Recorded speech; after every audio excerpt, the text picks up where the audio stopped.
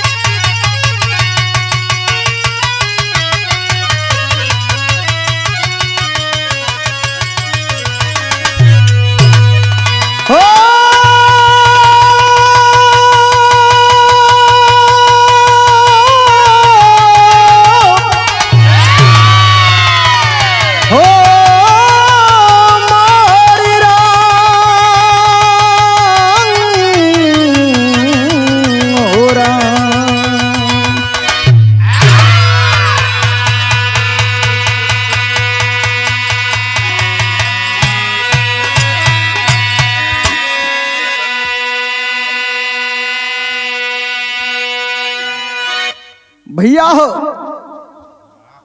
एक बड़ी सुंदर विरहा आप लोगन के सामने प्रस्तुत बा, जौना का शीर्षक बा शंका भूत। अगर रात में अगर जुट्टा भी दिखाई दे दहलस, शंका हो गई तो साला भूत हो गल। कभो कभो आपन परछाई भी भूत नजर आवेली। तो हमारे बिरहा का शीर्षक हो शंका भूत। 4 लाइन भूमिका है।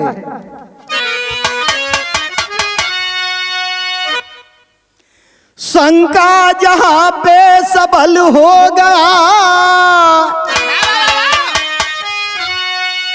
सर्वदा नाश करता कभी ना भुलाना। शंका समाधान करने से पहले अटल आत्मा को कभी ना डिगाना।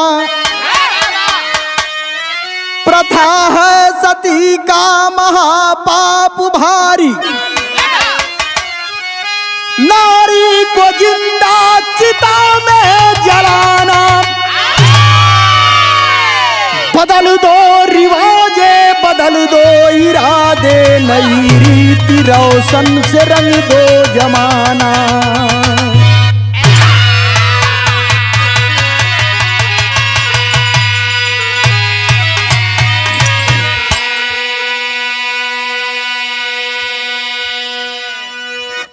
बाबू हो, ये वो समय का बात बाप जौने समय सती प्रथा अपने चरम सीमा पे था।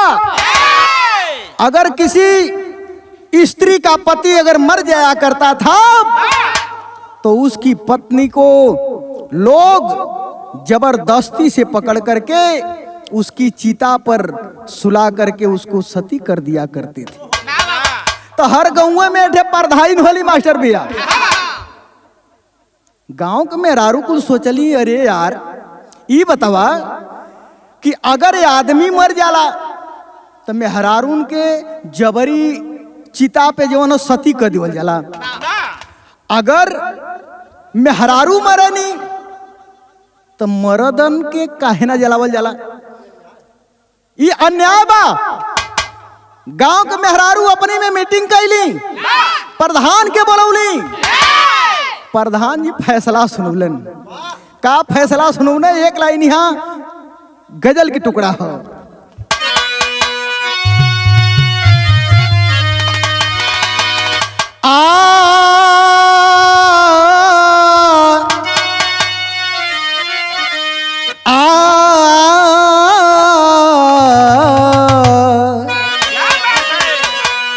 मेरे महबूब हो, मेरे महबूब,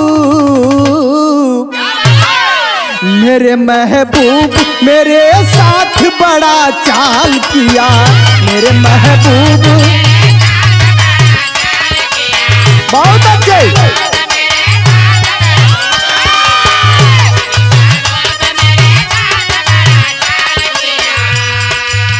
मेरे महबूब मेरे साथ बड़ा चाल किया।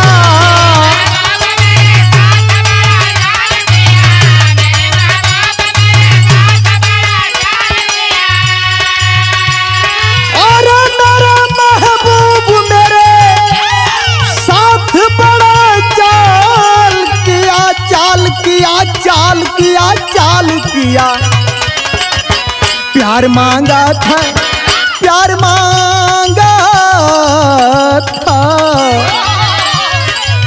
प्यार मांगा था झोली में गम को डाल दिया, प्यार मांगा था झोली में गम को। बहुत अच्छा।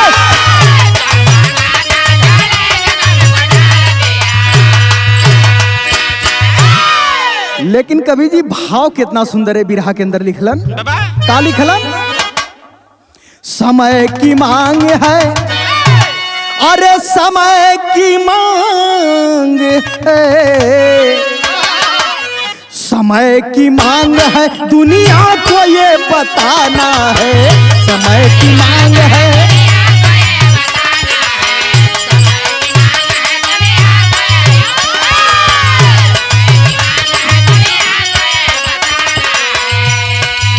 समय की मांग है दुनिया को ये बताना है,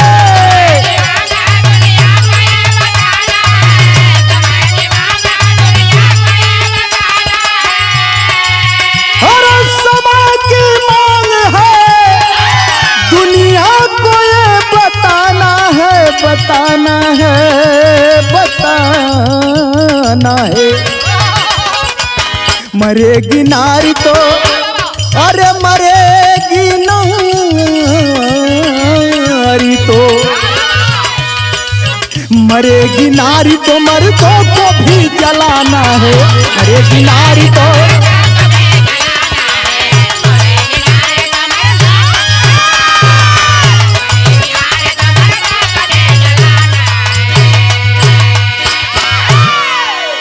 ए बाबू प्रधान जी यह फैसला सुनौलन, अब पूरे गांव के लोग ओके स्वीकार कैलन। आगे भयल का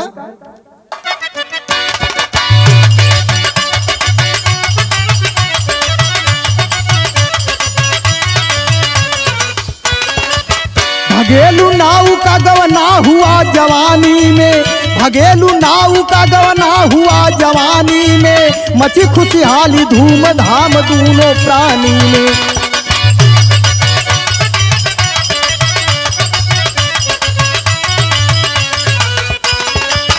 चला किस्मत का चक्कर नारी तब बीमार हुई, चला किस्मत का चक्कर नारी तब बीमार हुई, भगेलू अंदर बाहर चिंता बेकरार हुई।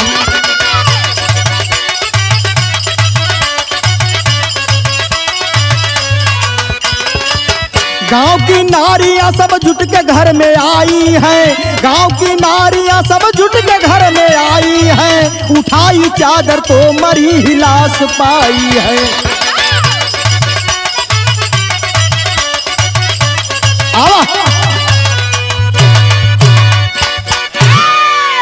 बात के समझला, वही गांव का रहवाला भगेलू नाऊ, भगेलू नाऊ का गौना भयल, दुल्हन लिया के घरे अइलन।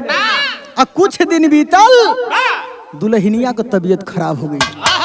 आ जब दुल्हनिया को तबीयत खराब हो गई तो धीरे धीरे ओकर कंडीशन दिन पे दिन बिगड़त गयल।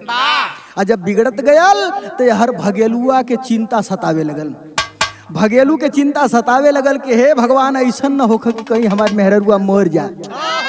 अगर मर जाई तो हई गौवा वाले मिल के सहमहू के फूक दिए। भगेलू के चिंता सतावे लगल, भीतर बाहर होखे लगलन। आ जब भीतर बाहर होखे लगलन, कुछ दिन बीतल हो भैया। संजोग के बाद देखें कि एक दिन भगेलू नाऊ के दुल्हन मरिए गई। आ जब दुल्हनिया मर गई तो यार भगेलुआ मारे डर के मारे कौनों से बतावत नहीं है। गौवा वाले सोचत हवन कि आज भगेलुआ एको बार भीतर बाहर ना होती है, बात का बा ऐसन तना न कि ओकर दुल्हनिया कहीं मर गई। जाए के एठे कोने घर के कोनिया वाले घर में वही कोने बैठ के भगेलुआ केहू से बतावत नहीं हो। गांव के मेहरारू जुटली कि चला तनी तो भगेलू वो के देखी आवेल जा। आ जब देखा गईली भैया तो भगेलू का पता नहीं हो। अब भगेलू वो चादर ओढ़ के सुतल हैं। आ जे वही चादरवा के हटौली हैं, देखत बाटी की तो भगेलू वो मर गईलिन। आज गौवा वाले मिल के हो बाबू कैलन का एक लाइन यहाँ गीत लगेल मास्टर।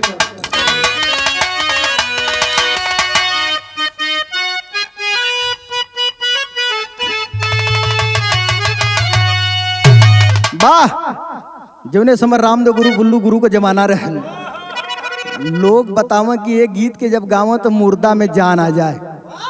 का रहल? अगवाना करा और घर बैठवाला, अरे अपना कोई लरिया हमें लागली रे,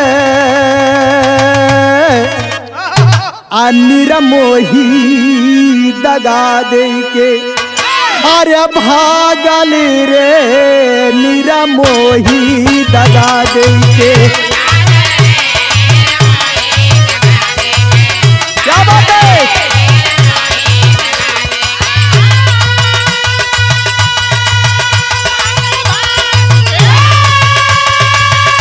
बहुत अच्छे। भागली रे,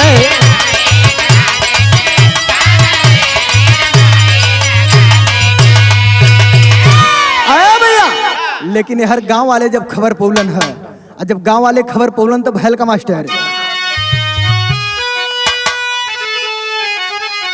अरे गौवा का लोग जब, अरे गौवा का लोग आया सुन के खबरिया, अरे लसिया दुआरावा अरे रखायली हो,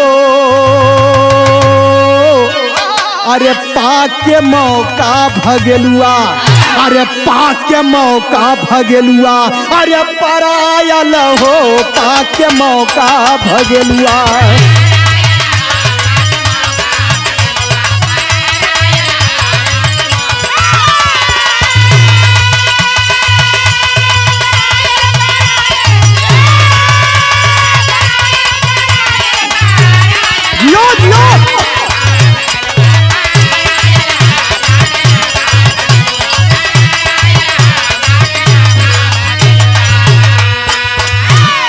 गांव वाले सोचत दवा कि लगता कि भगेलुआ कहीं भाग गए, चला कम से कम ये मटिया के बहरे तो निकाल दी हल जा।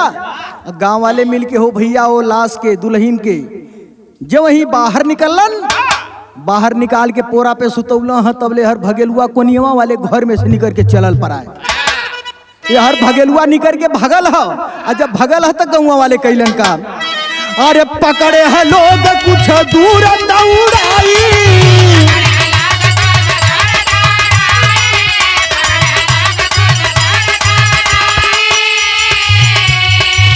जबरी कफनवा के देहलाई ओढ़ाई,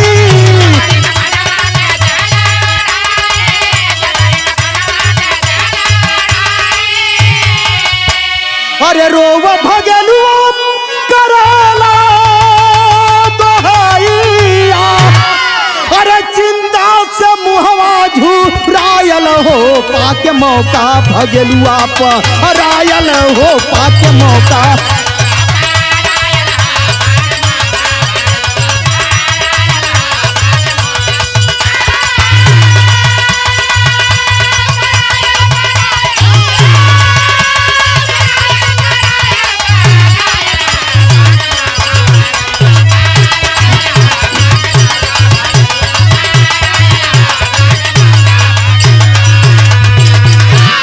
और जब भगेलुआ भागल हो तो गांव के 4-6 लड़का दौड़ा के धलेलन, और जब दौड़ा के धलेलन कहतो कहाँ हित भागत हुआ, अब तो नंबर आ गल है। भगेलुआ के जबरी से पकड़ के वही बगल में सुता देलन, और जब बगल में सुता देलन तो एक लाइन फिर गीत लग गई,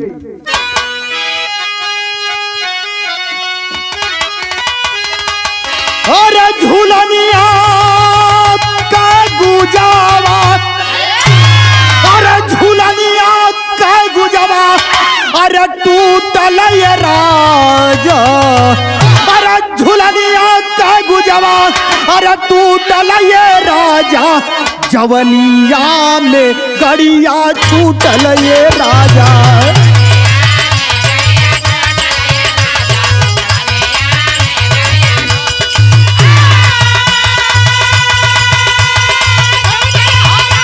बहुत अच्छे, बहुत अच्छे।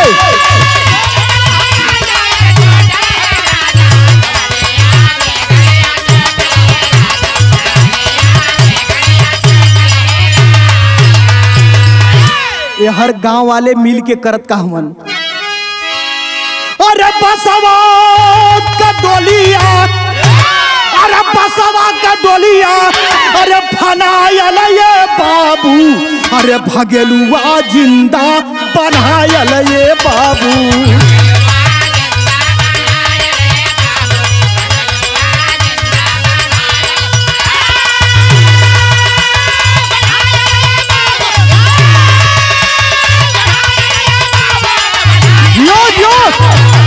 बहुत अच्छे।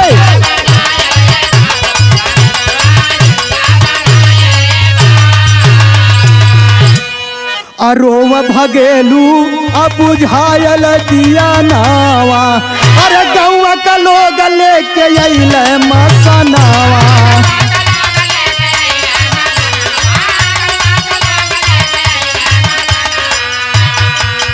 अरे लकड़ी का सजिया रे सजिया रे सजिया, अरे लकड़ी का सजिया सजायल ये बाबू, भगेलुआ जिंदा बनायल ये बाबू।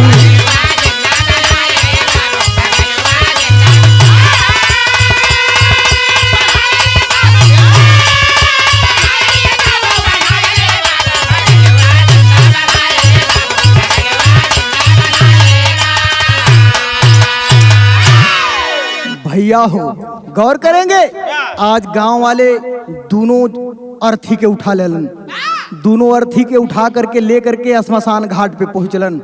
जब श्मशान घाट पे पहुंचलन, दू ठे चिता सज गई, दू ठे चिता सज गई, टिकठी पर से कफन छोड़ गल। जब कफन छोड़ के रखक तैयारी करत हो चिता पे, तबले हर प्रधान जी के घरे आग लग गई।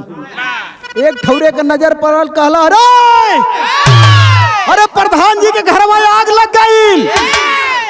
अब जितना मनई आयल बाटे हरे नहन के छोड़ के वो हर ताके लगलन, देखत हुआ कि प्रधान जी के घरे आग लगल बा, धाए धाए घर बरत हर कुल मनई छोड़ के दौड़ के जाए के आग बुतावे लगलन। जब आग बुतावे लगलन, भगेलुआ देखल हर वहर तकल, कौनो लौकत नहीं हवन। धीरे धीरे दू चार ठे कफन जवन बचल हो के छोड़ छाड़ के निकल गल बहरे। जब बहरे निकल गल, देखा था कि वही नदिया से बहत एक लाश आवत बा। ये बाबू आज भगेलुआ उठ के गल है और वो लसिया के उठा के लिए आयल, अपने वाले टिकठिया पे सुता देलस, अपन कुल कफनवा उतार के बेटुरी होके ओढ़ा देलस। गांव वाले वहर प्रधान जी के घरे के आग बुता के अइलन, आग बुता के अइलन, ताकत ना हुआ देखत ना हुआ, तुरंत दुनहुन के उठौलन, चिता पे रख दलन, चिता पे रख के नीचे से आग लगा देलन। जब आग लगा देना, दोनों ठोरा जर गेलन। हर देखा गांव वाले लाश फूक के घरे पहुंचलन, प्रधान जी पंचायत जुटौलन, कहला यार कौने तरह से तेरही रही कहल जा। तो गांव वाले कहलन कि ये प्रधान जी बहुत टिटिमा लादा के जरूरत नहीं हो, एक काम करो कि तीरतरी कह के बिता दी। 3 दिन बीतल, प्रधान जी तीरतरी करे लगलन। यहर भगेलुआ 3 दिन भाग के उखी में लूक के बेचारा कैसो जान बचौले है। भूख पियास से तड़फड़ात हो, ऊख तोड़ के चूह के अपन कैसो संभर ले बा। सांझ के बेला बा, तेरही वाला कार्यक्रम चलत हो, पात लगल हो, सब लोग खाए बदे बैठल हो। भगेलुआ सोचल कि का कौन हमकी चीनी है, चलिए हम 2 कवर खा लें। खाए बदे भगेलुओ पहुंचलन, तो भयल का एक लाइन यहाँ गीत बदल गई।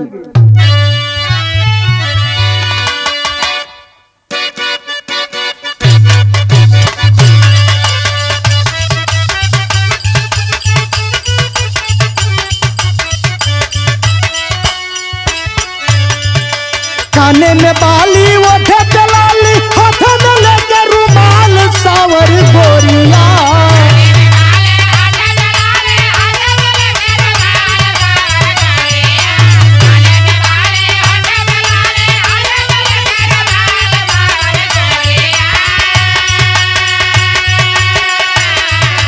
काने में बाली ओठे पे लाली, हाथ में लेके रुमाल, सावर गोरिया।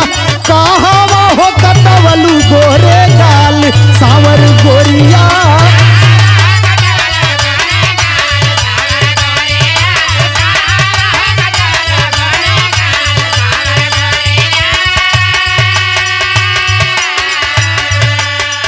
ए बाबू लेकिन हर प्रधान जी के घरे तेरा ही मनावल जात बा।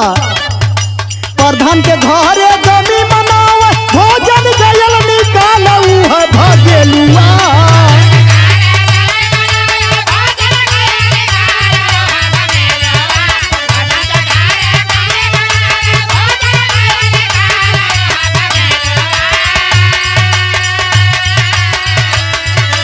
प्रधान के घरे गमी मनाव भोजन गयल निकालऊ है भगेलुआ। छिपी के मांगेला रोटी दाल है भगेलुआ।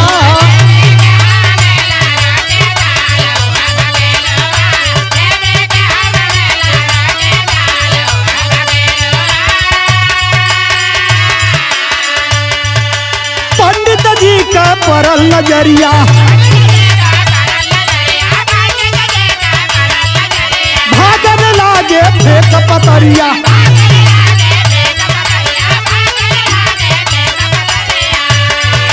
धर्म भूत कथान पाव शंका बनल पवाल है भगेलुआ।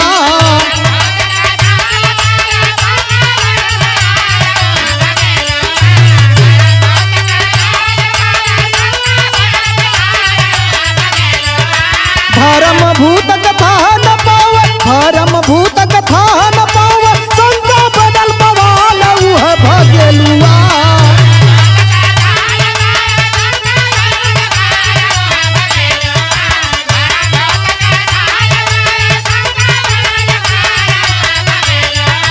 धर्म भूत कथा न पाव शंका बनल पवाल है भगेलुआ। छिपी के मांगेला रोटी दाल है भगेलुआ।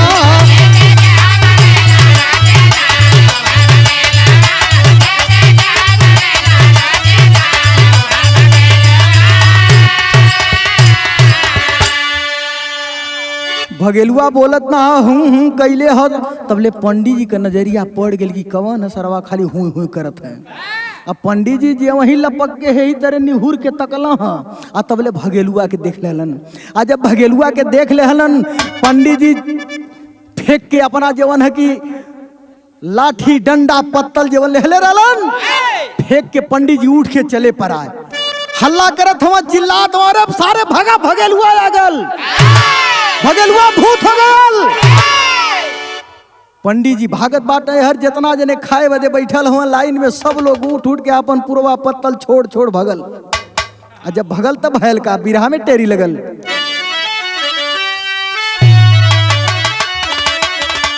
अरे शंका में सारी लंका जल गई।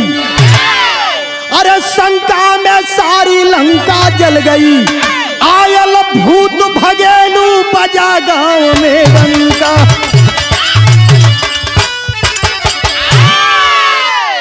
शंका में सारी लंका जल गई। आया भूत भगेलू बजल गांव में डंका। हाहाकार मच गल पूरे गांव में हाहाकार मच गल हल्ला मच गल के रे बाप जिंदा जरावल ललो भगेलुआ भूत बन गल। गांव के लोग एकदम परेशान। महामारी आ गई जैसे कोरोना वाला आयल महामारी आ गई पूरे गांव में लोग परेशान हो गई। ओझाई सोखाई डॉक्टराई शुरू हो गई। भैल का मास्टर है। अरे कर शंका नर नारी मन में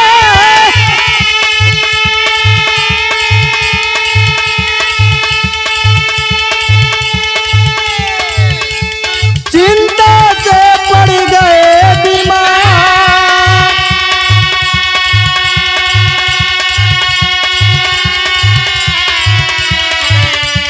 खलल हो गया गांव के अंदर।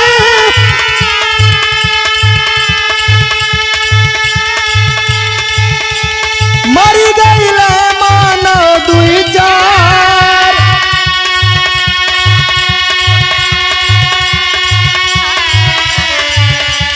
गजब बीमारी गांव में फैली।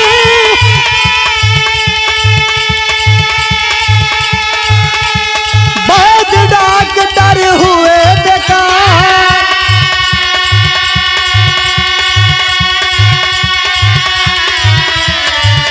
अरे घबरा के वो झाजी जुट गईल, घबरा के ओझा जुट गईल, आपस में सब कर विचार।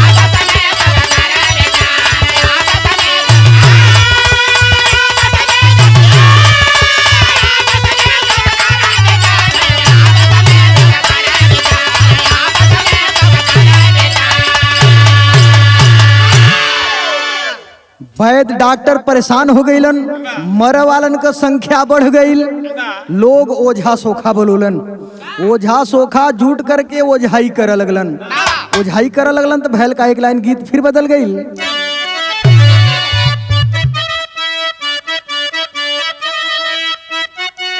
बाबा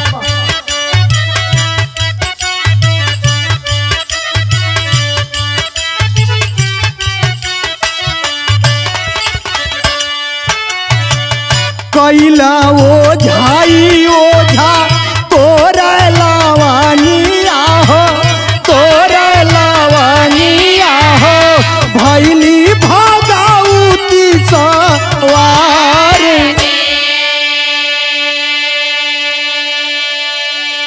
सोखा लोग लवंग तोड़ा लगलन, भगवती जब सवार भइल, जब भगवती सवार भइल तो भगवती बतावत है, अरे जिंदा जरावल बाटे नाऊ भागेलुआ हो, नाऊ भागेलुआ हो, भूतवा भयाला बड़ी यार।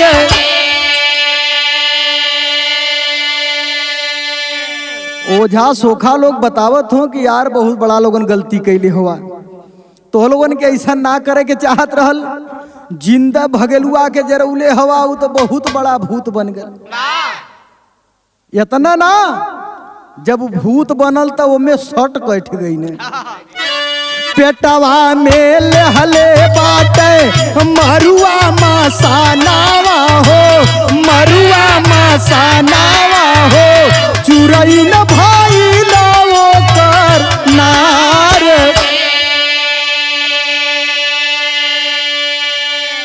भगेलुआ तो भूत भैबा कर, लेकिन ओकर में हररुआ चुरैन हो गई। मरुआ मसान कुल ओकरे पेट में बड़ा बड़ा बवाल है। लोग हाथ जोड़त हो, महाराज कैसे हूँ ठीक करा, कैसे ठीक होई, ये गांव में तो महामारी आ जाए चाहत है।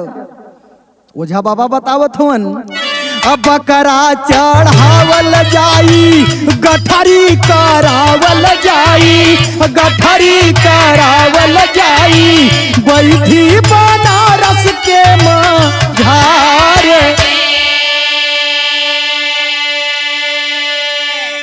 ओझा लोग बतौलन कि एके इतना आसानी से ना मानी, एके बकरा चढ़ावे को होई, तमाम तमाम कुलटंट घंट बतौना लोग।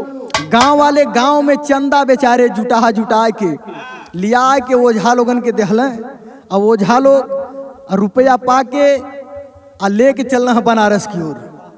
भैल का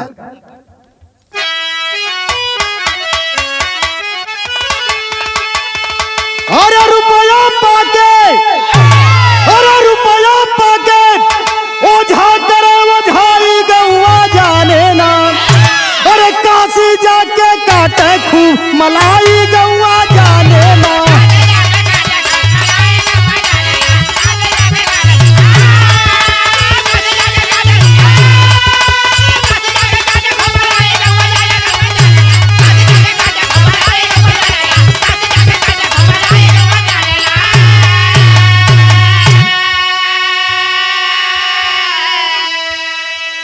ओझा लोग लेके लवंग धार कपूर अकरा बकरा जवन कुछ बा बनारस पहुंचल 50 मोचन में बैठाव बदे। अब 50 मोचन में बैठा के अब ओझा गईले आई हो, और सुन के बात सब गाँवपुर के शंका गयल मिटाई हो। अरे वो हर भगलुआ और छिप के जान बचावे गौआ जाने ना, अब बाजार जाके दाढ़ी बार अब बनावे गौआ जाने ना। ये भैया ओझा लोग 50 मोचन में जाके भूत भवानी अड़ुआ मड़ुआ जवन हो कुल अरे ई कुल भूत खेलवा के बात है, सोखा लोग कहलन। उरैन चुरैन जितना हम को ले जाके 50 मोचन में बैठा दिलन।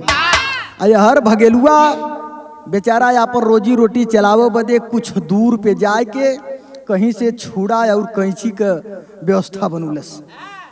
छुड़ा कैंची के व्यवस्था बना के एक ठे पेड़े में कांटी गाड़ के वही में शीशा टांग के एक कुर्सी रख के वही पर दाढ़ी उढ़ी बना के अपन जीविका चलावे लगल। जब अपन जीविका चलावे लगल, एक दिन के बाद थे गांव के आदमी पहुंचल, ओके शंका हो गई कि यार कहीं भगेलुआ तो ना है। मारे डरन ओकर नेरे जाए का हिम्मत भी ना पड़त थे। लमवे से झांकत है कि वह है कि दूसर है।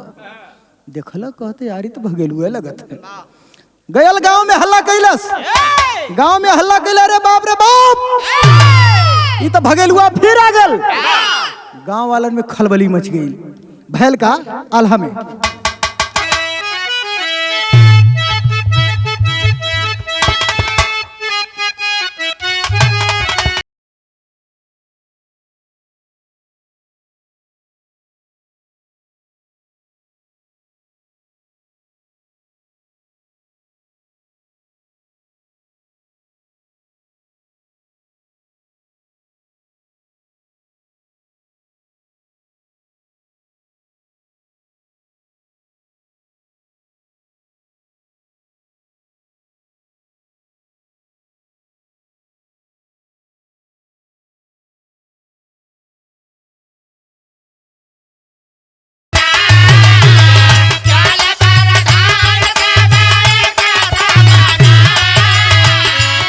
भैया पूरे गांव वालन के प्रधान जी जुटा के एकता बना के चलन हो कि चला चल के पहले देखल जाए कि भगेलुआ है कि दूसर।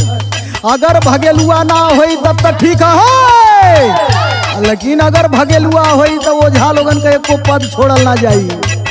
एकता बना के चलन हो। जबकि भगेलुआ पे परली नजरिया रे बाबू,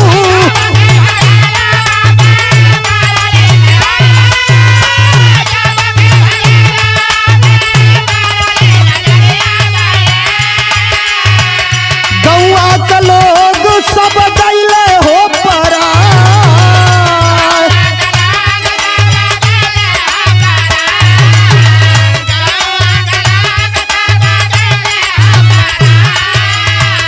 लमवे से गौवा वाले देखत हवा कि भगेलुआ है कि दूसर, तबे ठुरा कलरे सारे उहत लगत हो। हर गांव वाले चले परा, गांव वाले भाग गए। प्रधान जी अकेले फंस गए न, नहू का जीव आफत में पड़ल हो। अब तो लगत बा कि अब हम कहाँ भाग के जाई। झंख प्रधान हो केल वही घरिया बाबू,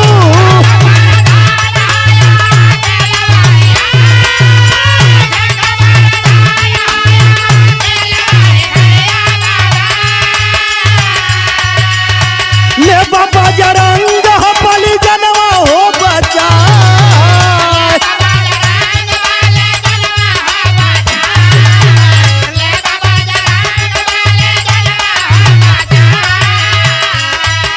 झंखत हम प्रधान जी मने मने सोचत हवा हर करे जा धुकबुकात हो।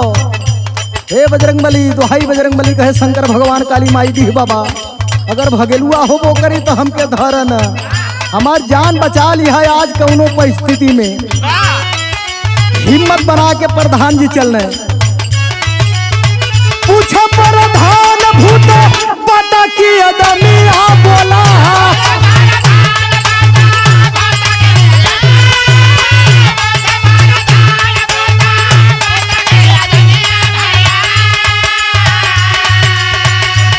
दाढ़ी बन लगा हक चला हो परा।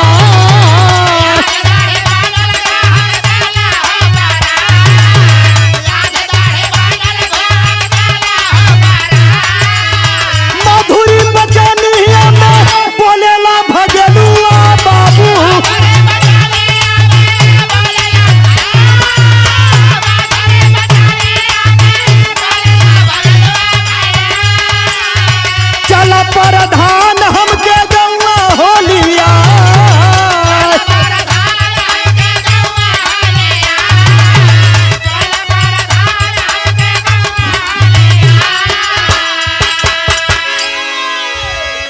भगेलुआ एक जने के दाढ़ी बनावत ह, आधी दाढ़ी बनौले ह, आधी वही तरह छूटल ह।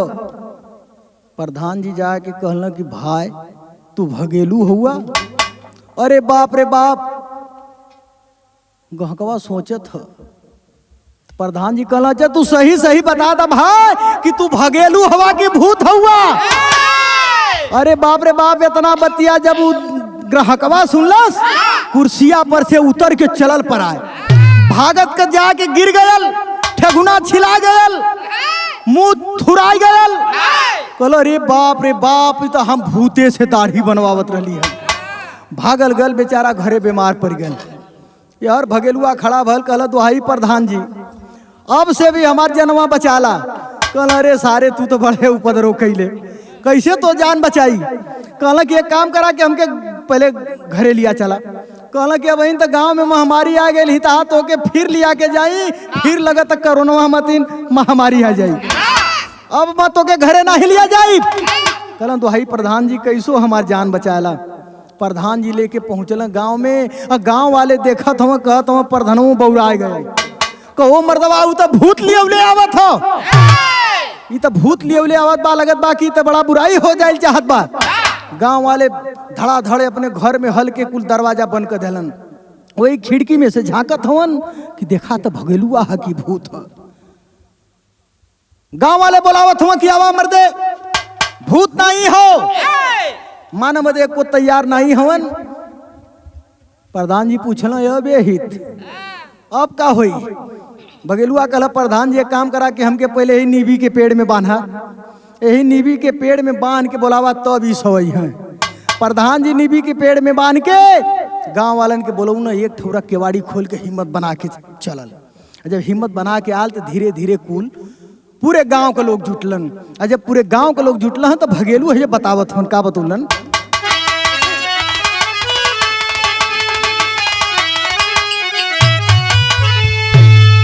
अरे जिंदा बातें, अरे जिंदा बातें, तनवा ना जरा वाला मिटाऊ, अरे झूठा शंका वाला भूतावा पाना वाला मिटाऊ।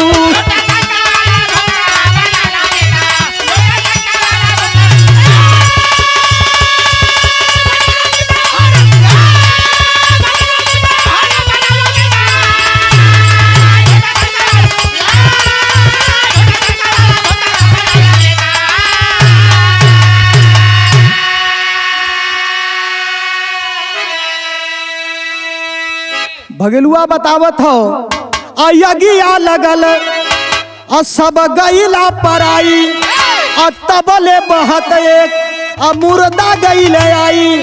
अरे क्यों है, अरे मुर्दा तब जरवाला मिटाऊ, झूठा शंका वाला भूता वा बनावाला मिटाऊ। भगेलुआ कहलक जब हमके जराव बदे ले गईला लोगन तो प्रधान जी के घरवा में आग लग गई। कुल कहना हाँ हाँ सही है, आग लगल है। कहला कि तोलों सब लोग भाग के चल गिला आग बुतावा। कुल कहना हाँ हाँ सही है। कहला कि वही समय नदिया में ठे मुर्दा बहुत आवत रहे, वह मुर्दवा उठा के हम टिकठिया पे रख देली।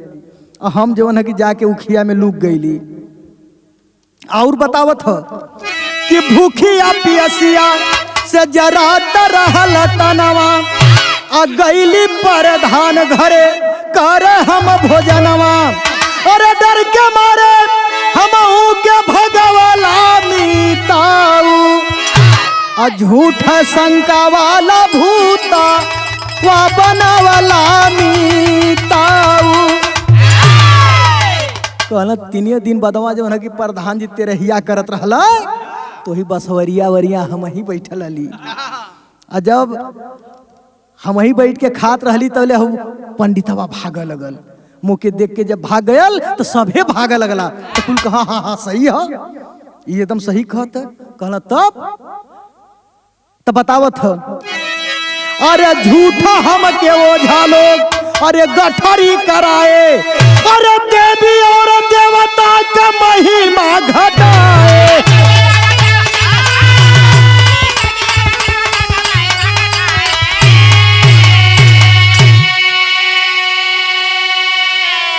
अरे झूठा हमके, अरे झूठा हमके काशी में बैठवला मीताऊ, और झूठा शंका वाला भूतवा बनवला मीताऊ।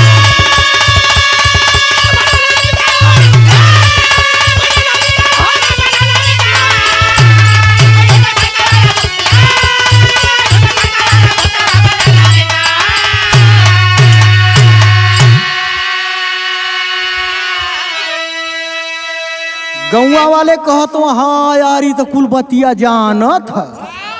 कहला तब मर्दवा तो बतावा पहले सारे ओझवन के धलिया बात ये झूठा पूरे गांव भर के चुतिया बनौले रहना सारे। पहले नहन के बन्न कूटा और जितना लोगन देहले रहला हाथ जुटा के चंदा कुल पहले नहन से वसूली करा। गांव में कैसो शांति भइल। और गुरु बिहारी गुरु गणेश गुरु रामलाल गुणकारी, अरे कथन करे कवि राम नरेश, घर या जमगढ़ मऊहारी है।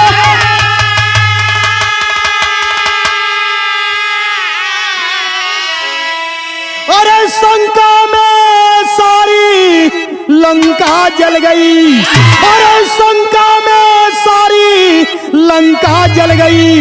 या तो जय प्रकाश का बजल विजय का डंका, लंका में सारी शंका